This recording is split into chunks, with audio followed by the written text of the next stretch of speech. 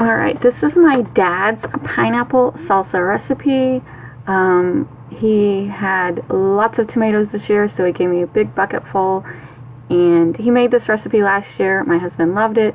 He ate all the jars my dad gave me, so I decided to can our own. I do not believe my dad, this is his original recipe. I believe he found it on the internet, and it is a really, really good recipe. So first, I am just going to dice up 10 cups of tomatoes. I hand dice these. I know there's easier ways. I know that you can have like dicers or put it in your food processor. But I like cutting up tomatoes. I like cutting up vegetables. I find it relaxing. So this is just me dicing up some tomatoes. This is in like double speed, so I am really not that fast. I just doubled the speed of all the cutting portions, so the video would be a little shorter.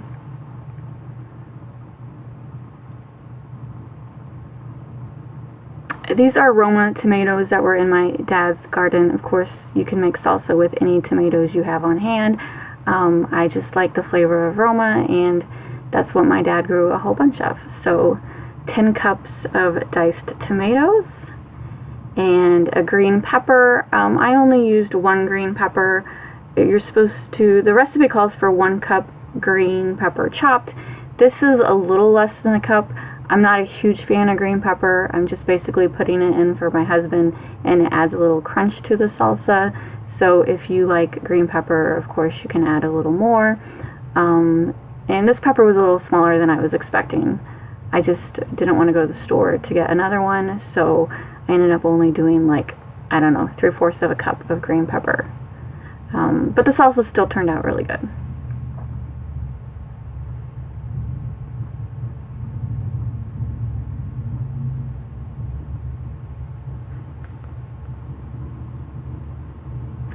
The green pepper I did have to buy. My dad did not grow green pepper this year. He has in the past. He pretty much grows everything. It's pretty cool.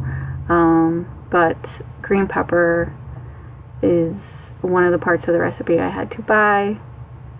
And let's see. Alright. And now jalapenos. You see I'm showing off my gloves. Very, very important when you're cutting up jalapenos to wear gloves. There are oils in the jalapenos that if you get them on your hand, they're going to burn. They're going to burn for 2 to 3 days. So be safe and wear gloves when cutting up jalapenos or any kind of hot pepper. The other day I cut up a hot banana pepper. I did not wear gloves, and I definitely was regretting it an hour later. So learn through my mistakes. Don't even try it. Wear gloves. And so the recipe calls for 4 small jalapenos. Definitely the jalapeno part is per taste. I personally love hot salsa. If you don't love hot salsa, you can do less jalapenos. You can cut out the seeds because the seeds are really where the hotness is. So right now I'm doing 4. Later on I end up adding 1 more jalapeno because my husband taste tested it and he does prefer a little hot. So altogether we ended up using 5 jalapenos. And these are peppers that my dad grew in his garden. I have canned them before. Last year, if you're interested, I have a video on making jalapeno jelly. It was really, really good. And then I canned jalapenos. I didn't do that this year because I still have some left over from last year. Oh, and this is the onion. It is 2 cups onion, which is really 1 big onion. 2 cups onion is 1 big onion. Make sure your onion is not too strong. Onion, I don't, if anyone's ever told you to taste test onions, you really should, because onions, you know, you can buy like 1 bag of onions and each onion will taste differently. It's very odd. I don't know why.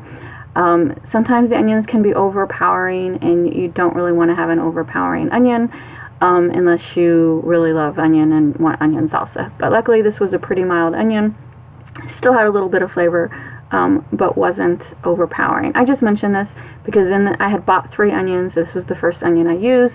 The next day I made a casserole and I used the second onion, and it was so strong it just pretty much ruined the casserole. So definitely taste test your onions so they're not too strong. So I added all the vegetable ingredients. Now I'm adding 1 can of tomato paste. It is a 12-ounce can of tomato paste.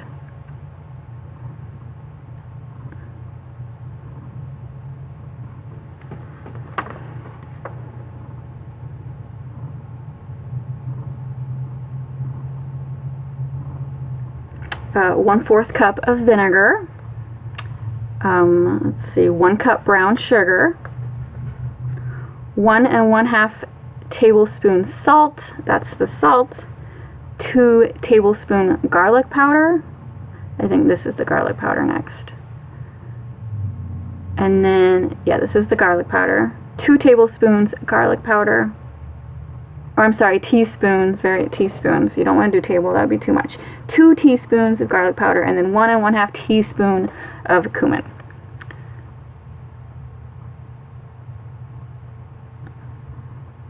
And then 2 cans of crushed pineapple. I did drain the pineapple. Pineapple is always juicy, so it's hard to drain it completely, but I do suggest draining most of the liquid out, unless you like liquid salsa. I prefer mine a little more chunky, so I did drain most of the liquid out. And I also bought the cans where it was water liquid and not the syrup liquid. I'm not a fan of crushed pineapple with the syrup, so this was a water-based pineapple. Now I'm stirring it all together. Just stir it up really good. And this is definitely the part where you need to taste test it. My husband came down, tested it. He thought it was awesome. And okay, here's the jars. I am water bathing these jars. I've already sterilized the jars. I sterilized the jars in the water bath for like 10 minutes each. Take them out, fill them with salsa, and then put them back in for another 15 minutes. With pint jars. With pint jars, you want to boil them for 15 minutes. And with quart jars, you want to do 20 minutes. So here, I have canning supplies because I can a lot. I'm just adding my salsa to the jars. If you think you're going to eat your salsa within 2 to 3 weeks, you don't have to. You can skip this process, but you have to refrigerate your salsa. The salsa will last, 2 to 3 weeks in the fridge, but if you want it to last, a year or 2, then can it. And I do the water bath method. Here I am. The water was boiling, but once you add something to boiling water, it dies down for a couple minutes and then it'll start boiling again. So here I am adding it to the pot, turning the timer on 15 minutes.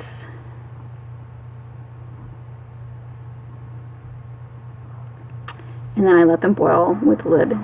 And then here is the finished product. I got 8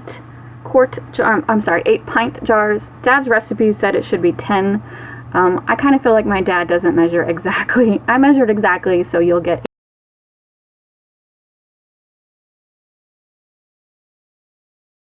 8 jars.